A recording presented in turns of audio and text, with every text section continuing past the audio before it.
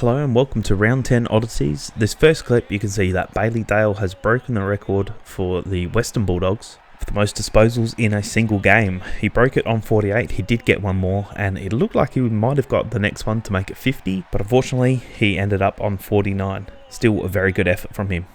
As we know, the Bulldogs completely obliterated the Bombers and Riley West just says no thank you sir, as he completely just ragdolls him like a little child or something.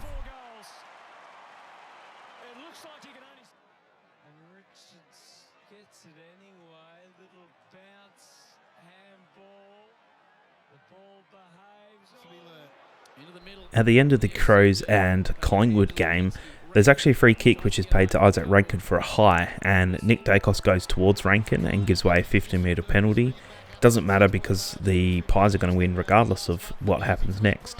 They actually start playing the team song of the Pies before the kick is taken, probably because if that kick was taken where it was, there's no chance of him scoring, but it's a 50-metre penalty, so midway through, well, at the start of the song, they actually play it and then stop it. He takes his kick, doesn't score, and then they restart the song yet again.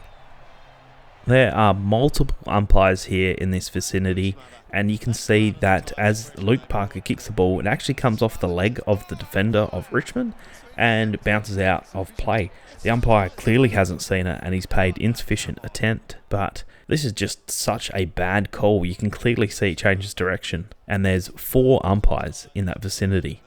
I thought this one here was another good example of possibly why the umpires should be able to ask the question if they can go to the replay, not issued by the players but the umpires themselves. There's 2 umpires who are right there, boundary umpire and a field umpire, and both of them don't really know what happened, and because they appealed that the Sydney get the free kick. But you're watching the replay, you can clearly see that it hits McGovern's foot and then bounces down towards the ground before going out.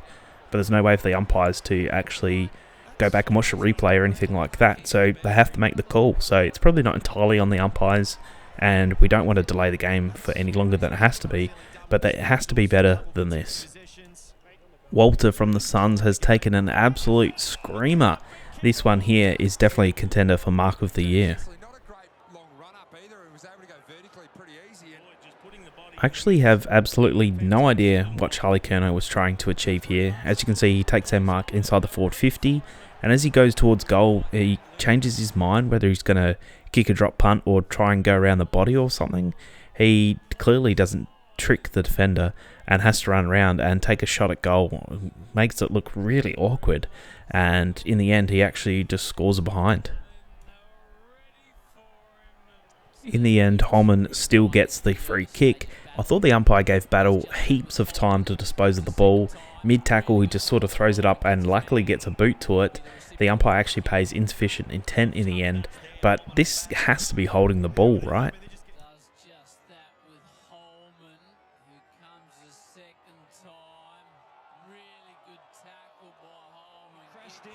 I thought that Tim English was very smart in this situation here. Most players would try to get to their feet and try and kick through a goal, but sometimes you've got a defender who's right there or someone that you don't know is behind you, is bearing down, probably going to tackle you or push you over the line.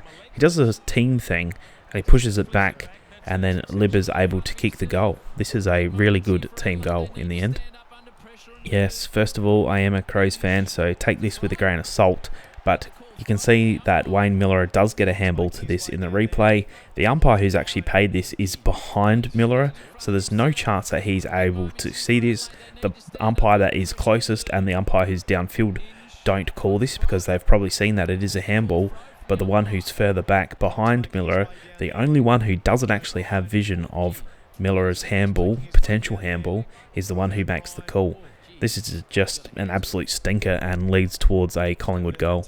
I thought this score review was a little funny, mostly because the umpire couldn't see it, so you got to give him the benefit of the doubt. He can't actually make the call whether it went through or not, but watching the replay, it's clearly a goal, and it just looks a little bit funny that Ned Reeves is trying to spoil this, and he is a million miles off. This could have been an awesome play here by Campbell, as he gets the ball inside the centre square. He's able to burst through. His defender is not able to keep up with him. Lynch gets the ball back to him, and for some reason Campbell, it looks like he changes his mind how he's going to kick the ball, ends up pretty well shanking it, and he's actually very lucky that he even scored a single point for this. Sometimes you don't have to do all the flashy stuff, you just have to kick the bloody goal. Might be too early to say, but this kid Dempsey is going to be someone who is absolutely awesome. I'd be surprised if he doesn't score some sort of points on the weekend in the Brownlow votes. While he didn't have a huge amount of stats, but he did score quite a few. I think he scored a couple goals, and I think it was his third quarter where he just completely tore Port apart. They were just not able to keep up with him. I really like the way that he plays, where he starts on the wing and then runs forward almost immediately once they've cleared the ball, and people who just don't have that stamina like he does are going to have a really big problem against him. He's probably one of those wingers who scores goals, which is fairly rare, so it's very exciting to watch this kid grow up and play some awesome footy. Initially looking at this replay, you think it would be a free to Pendlebury. Watching the replay, it does make sense that it goes to Zach Taylor, but just look at Pendle's face. He cannot believe that he doesn't get a free kick here. I thought this chase here from Joe Richards, the much smaller man, was awesome. He chases down Mark O'Connor and tackles him down to the ground, and you can just see that he's furious with the tackle, where he just holds him in and doesn't let him get that handball away and gets paid a free kick. So very well done to him. That is my defensive play of the week. This steal here from Ryan was absolutely awesome. As you can see, it looks like the Saints are scrambling to get the ball out of their defensive 50, and as Ryan runs past, he's able to just pick the ball straight out of his hands and goes through, kicks a goal.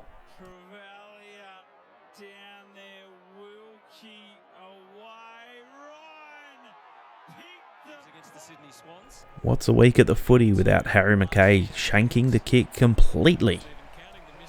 There's clearly something going on between Andrews and Melksham. They were going at each other all day, and there was that water bottle incident which you can find on Reddit. But this here, it's clearly a push, 2 hands in the back. He's pushed Andrews out. Melksham doesn't agree with it, and as he's told to give the ball back, you can see he's a little bit aggressive to the umpire, but he just throws the ball back straight at Andrews. And this is an easy 50-metre penalty. I have no idea what he's thinking at this point. He's clearly frustrated, but you've just cost your team. Riley West was just the dad of Essendon on the weekend.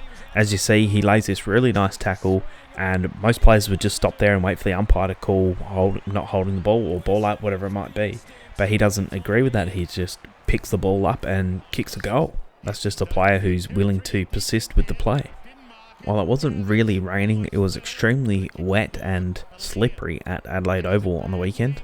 And as you can see, several players fall over, one being Tyson Stengel, who probably doesn't do this too often, and he's used to playing at Adelaide Oval. And yeah, I just thought it was a little bit funny that so many players were slipping over.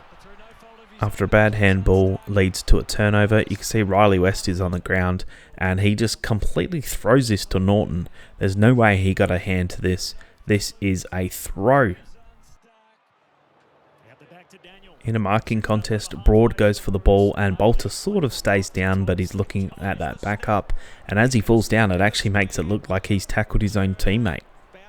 As the ball goes inside the Brisbane Lions forward 50, you can see that the ball actually takes a really awkward bounce, and right at the last second, Gardner's able to push his defender out, grab the ball and kick a goal.